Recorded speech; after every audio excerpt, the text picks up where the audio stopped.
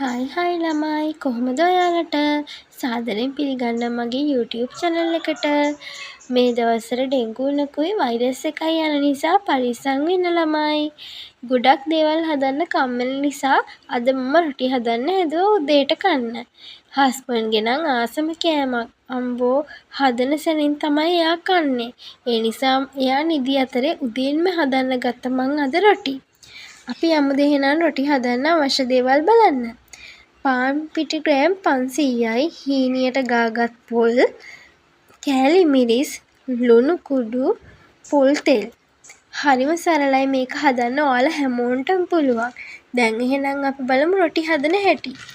අපි පළමුව හලාගත් පාන් පිටි වලට පොල්, කපාගත් ලුණු, අවශ්‍ය පමණට කෑලි මිරිස් එක් කරලා හොඳට වතුර සමග පිටි ගුලියක් වනසේ හොඳින් අනා ගන්න ඕනේ. ඊට පස්සේ කෙසෙල් කොලයකට පොල් තෙල් අතුර ගන්න ඕනේ.